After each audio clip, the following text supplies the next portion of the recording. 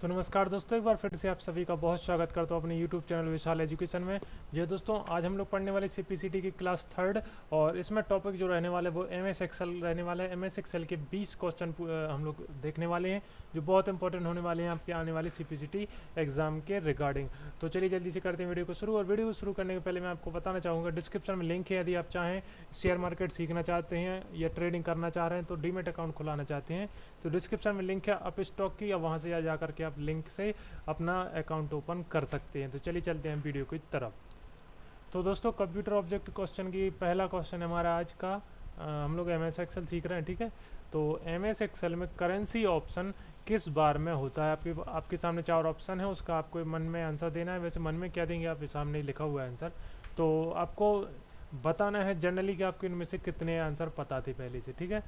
तो MS Excel में currency option किस बार में होता है? तो इसका सही आंसर जो हो जाएगा formatting tool bar. MS Excel में जो फॉर्मेटिंग टूल बार होता है उसमें जो है अपना ये करेंसी वाला जो ऑप्शन होता है। चलिए बढ़ते हैं अगले क्वेश्चन की तरफ। हमारा दूसरा क्वेश्चन है, MS एक्सेल में मैक्रो ऑप्शन किस मेनू में होता है? तो इसका सही आंसर हो जाएगा टूल्स। जो टूल्स मेनू होता है उसमें मिलेगा आपको मैक्रो का ऑप्शन। चलिए तीसरे क्वेश्चन की तरफ बढ़ते हैं। MS एक्सेल में सिर्फ डेट डालने के लिए किस फंक्शन का यूज़ किया जाता है? तो कुछ फंक्शन दिए गए हैं, तो यदि आपको MS एक्सेल में डेट डालना है, जो करंट डेट चल रही है, तो क्या डालेंगे? उसके लिए वहाँ पे लिखा जाता है टुडे। टुडे जो फंक्शन है उसको वर्तमान की डेट डालने के लिए यूज़ किया जाता है MS एक्सेल में।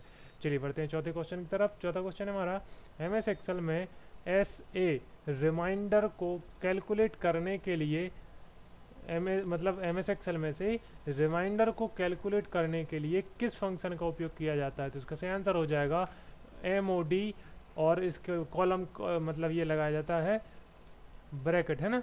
मोड और ब्रैकेट ये फंक्शन यूज़ किया जाता है रिमाइंडर को कैलकुलेट करने के लिए, ठीक है। क्लियर है?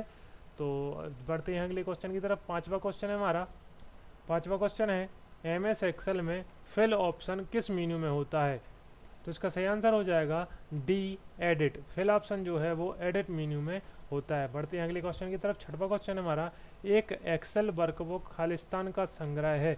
तो इसका सही आंसर हो जाएगा वर्कशीट। जी सिंपल सा क्वेश्चन है ये। तो वर्कशीट की संग्रह को ही एक एक्सेल वर्कबुक कहा जाता है।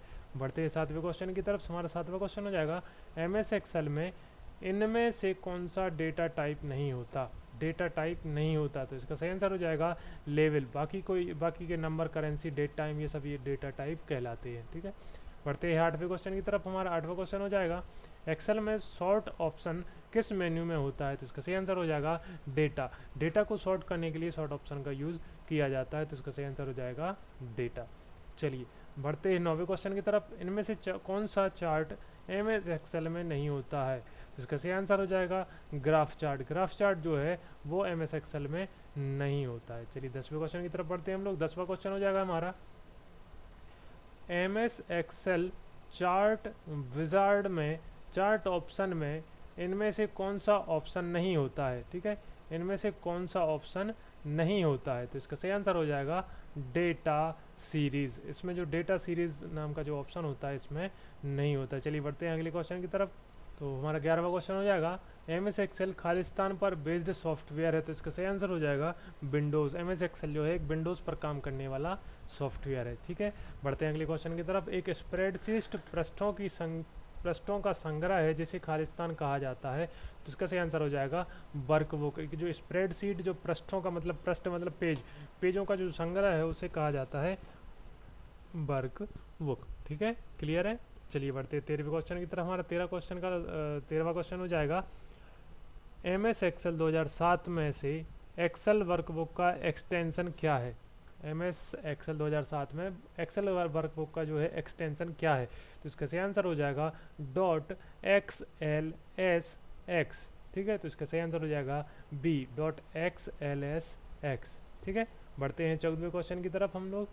तो हमारा 14वां क्वेश्चन हो जाएगा, चार्ट विजार्ड के किस ऑप्शन में डेटा में सीरीज नेम, कैटेगरी और वैल्यू का ऑप्शन होता है? तो इसका सही आंसर हो जाएगा डेटा लेवल, C इसका सही आंसर हो जाएगा। बढ़ते हैं 5वें क्वेश्चन की तरफ, सॉरी 15वें क्वेश्चन की तरफ। एमएस एक्सेल में फार्मूला एरर होने पर कौन सा साइन दिखाई देता है? तो जब भी आप एमएस एक्सेल में कोई फार्मूला लगाते हैं और वो गलत होता है तो यहाँ पर हैज का निशान आपको दिखाई देता है।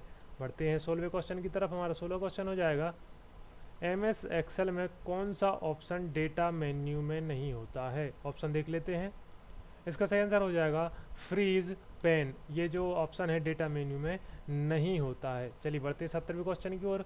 फंक्शन लगाते समय रेंज देने के लिए किस रेफरेंस ऑपरेटर का यूज़ किया जाता है? तो इसका सही आंसर हो जाएगा कॉलन। हमेशा इसमें कॉलन यूज़ किया जाता है रेंज देने के लिए। रेंज का मतलब है A1 से लेकर के आपको A8 मतलब Z8 तक सेलेक्ट करना है उसको, तो A8 मतलब A1 कॉलन Z8 ऐसा कुछ करके हम लोग उसमें लगाना होता है, उसकी रेंज कहलाती है वो। ठीक है, उस पर हम लोग विस्तार से चर्चा करेंगे, पिछली वीडियो बनाई हुई है उसमें भी आप जा करके देख सकते हैं इन चीज़ों को।